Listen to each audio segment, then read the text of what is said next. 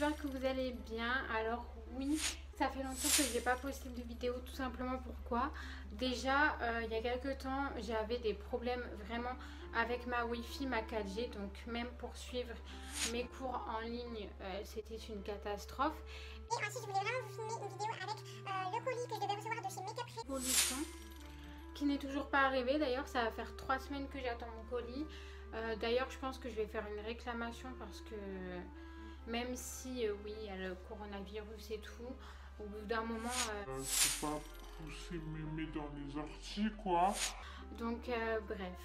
En attendant aussi, je suis désolée pour la lumière, mais en fait, je tourne avec la lumière du jour. J'espère que la qualité de la lumière, ça va aller. Dans une vidéo, on va parler de chirurgie esthétique.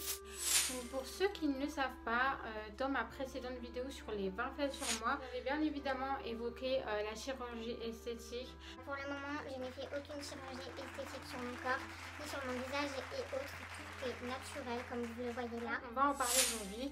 Je vais vous dire à peu près quel type de chirurgie esthétique je serais prête à faire dans le temps, je pense. Et les chirurgies auxquelles je réfléchis encore pour le moment. J'ai pris des petites notes. Je pense que la chose que je pourrais refaire en premier, ce serait tout simplement mon nez. Alors pourquoi mon nez? Tout simplement parce que là, ça ne se voit peut-être pas, mais j'ai une bosse en fait ici. Je sais pas si vous allez la voir. Depuis un certain moment, cette bosse, elle commence vraiment à me faire mal. J'ai beaucoup de mal à respirer, surtout quand je suis malade. Donc c'est vraiment en fait un problème qui devient gênant. Et du coup, je dois passer des radios pour savoir si j'ai un rhumatisme ou autre. Donc voilà, mais je pense que si je dois faire vraiment une chirurgie, ce serait vraiment pour cette bosse, elle disparaît. Il y avait 3 types d'opérations pour le nez. Il y avait tout simplement la rhinoplastie médicale, la rhinoplastie esthétique et la rhinoplastie réparatrice. Ça va être si par exemple vous avez eu un accident ou que vous avez eu un traumatisme. C'est pour en fait modifier la forme du nez et réparer en gros. Pour la rhinoplastie esthétique, c'est plus pour traiter les défauts, le défaut que vous n'aimez pas sur votre nez. C'est aussi une chirurgie qui est beaucoup prise pour les personnes qui ont un gros complexe, qui veulent un nez plus fin, plus allongé, plus courbé. Donc ça, c'est plus pour vraiment un défaut physique que vous voulez vraiment vous débarrasser. Franchement, la rhinoplastie esthétique, je ne la ferai pas. Pourquoi? Parce qu'en fait, quand vous faites une rhinoplastie esthétique, vous devez passer forcément au bloc opératoire. Donc on doit vous endormir et en fait le médecin vous fait des incisions pour en fait ensuite casser l'os tout simplement qui gêne et vous refaire le nez. Après l'opération, c'est vrai que vous avez des bleus qui commencent à apparaître autour des yeux et votre nez vous fait un peu mal. J'ai peur d'aller au bloc parce que concrètement j'ai peur d'y laisser ma vie, hein. Même si on dit oui c'est sécurisé, c'est fait par des professionnels, on ne sait jamais ce qui peut se passer. Ça se trouve le corps ne peut pas tenir, ça se trouve je vais pas résister, ça se trouve voilà. Donc concrètement, Ce que je pourrais jamais faire de rhinoplastie esthétique. les tarifs pour une rhinoplastie esthétique, on est entre 3 900 ou 62 000 euros. Donc c'est quand même cher, c'est quand même des gros tarifs.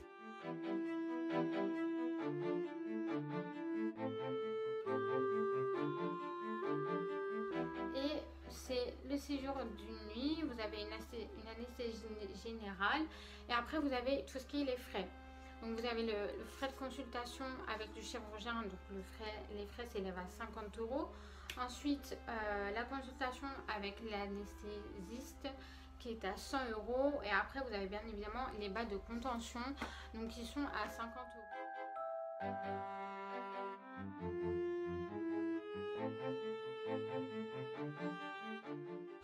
Donc voilà, c'est quand même assez cher. C'est une intervention qui dure 1 à 2 heures, il me semble, ou un peu plus, ça dépend. Et après, au niveau tarif, c'est pas un tarif fixe. En fait, c'est entre 39 000 € ou entre 62 000 €. Pour tout ce qui est la rhinoplastie donc médicale, alors je pense que j'irai plus sur une rhinoplastie médicale. Quand vous faites une rhinoplastie médicale, vous n'allez pas au bloc. En fait, vous vous asseyez.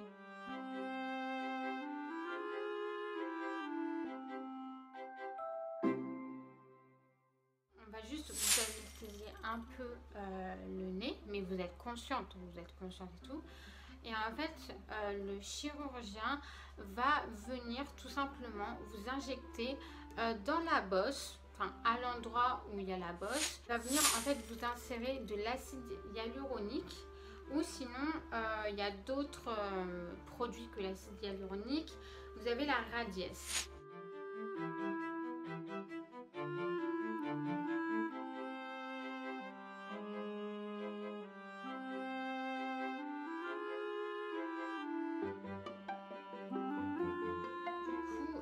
Pour la rhinoplastie médicale, c'est vraiment pour les personnes qui, par exemple, ont des creux au nez ou ont une bosse, et en fait, ça va permettre de remodeler votre nez grâce à l'acide hyaluronique ou la Radiesse.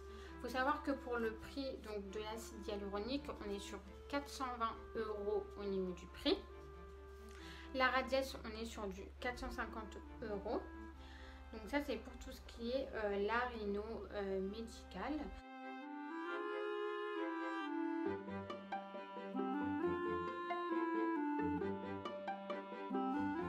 Et après, vous avez bien évidemment les frais de consultation qui sont élevés à 50 €.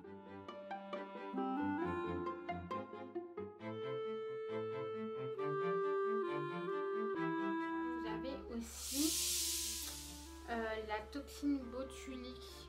Donc ce sera à 350 €. Et en fait, là, ce sera juste pour relever la pointe du nez. Pour relever en fait la pointe du nez, tout simplement.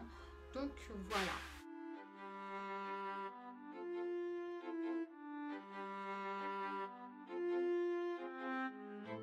Il faut savoir que aussi par rapport au nez, il y a 7 types de nez en chirurgie. Donc je vais vous les citer juste là. Moi je pense que je suis plus un nez bosquet. Donc un nez bosquet, c'est un nez qui a une courbe, une bosse au niveau de l'arête du nez. Et je pense aussi que je suis un peu un nez retroussé, dans le sens où la pointe de mon nez va vers le haut. Donc je pense que je suis un peu un nez bosquet et retroussé. Ensuite, vous avez le nez droit qui est un nez fin rectiligne. Vous avez le nez épaté, donc qui est court, large au niveau des narines. Vous avez le camus qui a une forme courte et aplatie. Vous avez le nez tombant qui a tendance à s'étirer vers le bas en fait, à aller vraiment vers le bas. Et vous avez le nez retroussé, donc comme je vous l'ai dit, la pointe du nez vers le haut. Et vous avez le nez aquelin, donc c'est un nez fin. Et la pointe du nez est vers le bas du visage. Donc au lieu que la pointe soit retroussée vers le haut, elle est vers le bas.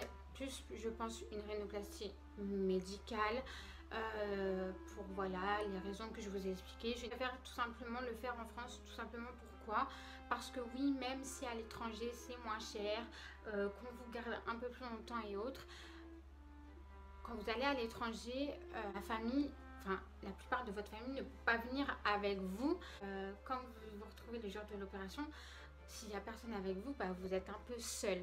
Et franchement, je ne pourrais pas me retrouver en fait seule le jour de ma chirurgie, que ce soit chirurgie des seins, chirurgie du nez toute seule. J'ai besoin qu'il y ait un membre de ma famille qui vienne avec moi. Il faut vraiment du soutien, et je pense que j'irais vraiment avec ma soeur si je devais me faire une de ces interventions-là. Vous voulez savoir les prix? J'ai regardé sur le site de la clinique des Champs-Élysées. Donc c'est une clinique qui est très réputée pour justement la rhinoplastie, pareil pour les opérations des seins. Certes c'est cher, mais il y a des bons professionnels là-bas. Après je pense qu'il y a aussi d'autres cliniques qui sont sûrement un peu moins chères et qui sont tout aussi bien, mais moi c'est celle que j'ai entendu le plus parler entre guillemets. Donc voilà.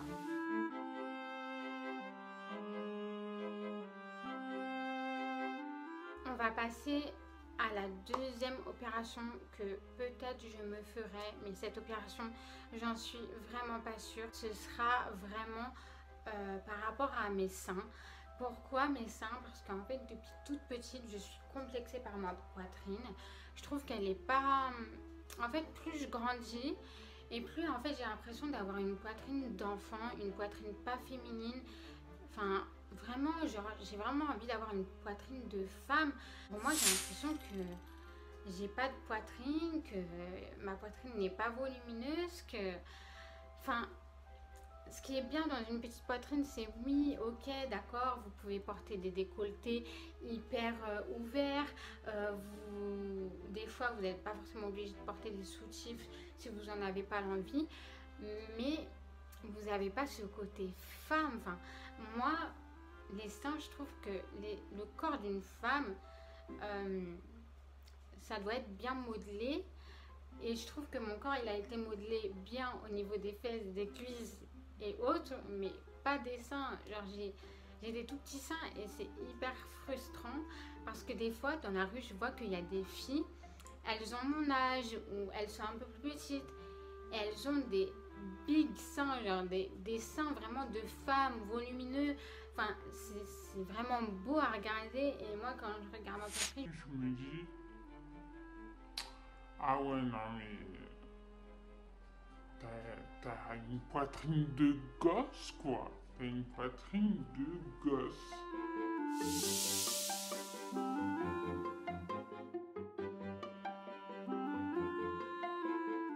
Alors pour la chirurgie niveau poitrine, on a deux possibilités. Donc vous avez soit la pose de prothèse mammaire, donc c'est en fait la pose de prothèse ronde où vous avez du silicone à l'intérieur.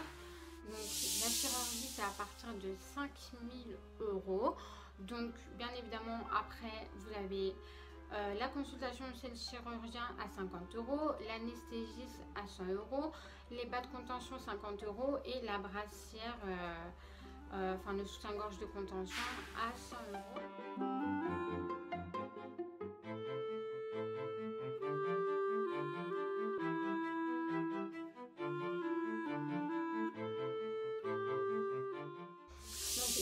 Que pour cette opération vous passez bien évidemment au bloc, on vous endorme, on vous fait une incision et en fait après on vient vous placer les prothèses mammaires et on referme. Donc là pour la durée de l'intervention je sais pas exactement combien de temps ça dure. J'ai peur de m'insérer du silicone dans les seins parce que je me dis si un jour j'ai un accident ou que je sais pas si ma prothèse elle se pète, et bien, je vais avoir du silicone partout dans le corps et ça va être une catastrophe. Enfin, je m'imagine des scénarios hyper dark et tout, mais on sait jamais. Enfin, c'est vrai, il faut prévoir, faut prendre ces risques-là en compte. Et puis quand vous faites ce genre d'opération, il faut être sûr de vous. Deuxième opération pour les seins qui s'appelle le lipo-lifting mammaire. Donc là en fait c'est tout simplement on va venir prendre de la graisse sur une partie de votre corps, donc de la graisse au niveau du ventre, au niveau des cuisses et autres, et en fait ils vont tout simplement l'ingérer dans les seins. Donc c'est un peu plus naturel. Pour celles qui ont peur comme moi du silicone, c'est une méthode beaucoup plus naturelle et c'est des petites en fait incisions. Bien évidemment quand la graisse est prélevée par exemple des cuisses ou autres, elle est tout de suite nettoyée, donc sur ça il n'y a pas de danger, c'est nettoyé, c'est propre. Pour tout ce qui est du tarif, donc on est sur du 55 000 € voire du 8 000 €.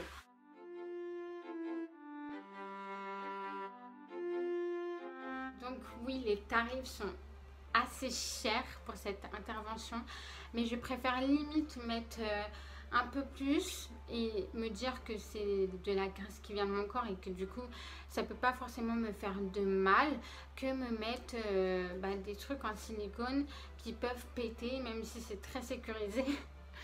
Moi j'ai la peur que ça pète et que voilà quoi. Donc pour moi je préférerais, je pense que je vais plus privilégier un lipolifting mammaire si je dois me faire un jour opérer des seins.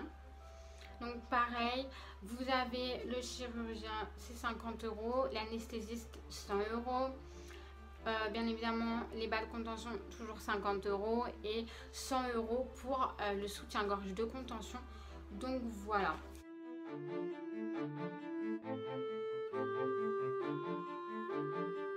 cas, je sais pas quand est-ce que je me ferai ces opérations-là. Peut-être dans 3-4 ans, peut-être plus tard, peut-être... je pense que vraiment, il faut que je prenne le temps, que je réfléchisse encore parce que c'est pas une décision à prendre à la légère, bien évidemment. Et aussi parce que ça a un prix. Faut économiser si on veut se faire opérer comme ça, bien évidemment. Après, je pense que la rhinoplastie du nez, ça va... De toute façon, pour la rhinoplastie du nez, j'ai déjà pris ma décision. Je pense que je le ferai d'ici 1 an, 2 ans ou peut-être d'ici 6 mois. Je ne sais pas, mais c'est sûr que je vais le faire. Parce que la bosse de mon nez, c'est vraiment un truc que je ne supporte pas avoir. Et ça me gêne. Donc ça, c'est sûr que c'est une opération que je vais me faire. Je vais économiser bien évidemment pour me la faire parce que tout a un prix de toute manière. Après, je pense pas que je la ferai dans le temps qui va venir parce que j'ai d'autres projets qui sont en cours.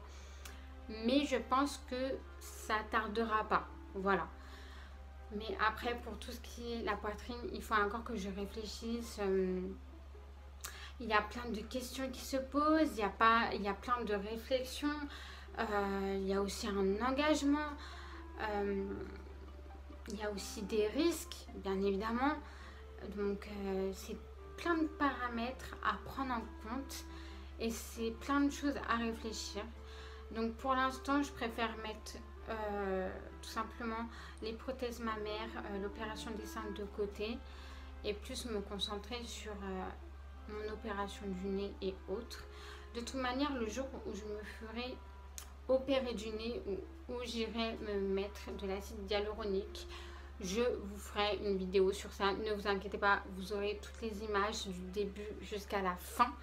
Donc voilà. En tout cas, j'espère que cette vidéo vous aura plu. J'ai essayé vraiment de parler de tout, d'être vraiment dans le détail et de vous détailler les prix, comment ça se faisait et autres. N'hésitez pas à aller regarder sur le site si vous avez envie de voir au niveau des tarifs, si vous voulez en connaître un peu plus. Bien évidemment, je ne suis pas une spécialiste, je ne suis pas une chirurgienne, je ne suis pas un médecin, je ne suis pas tout ce que vous voulez. C'est juste que je vous fais part un peu de mes envies, bien évidemment.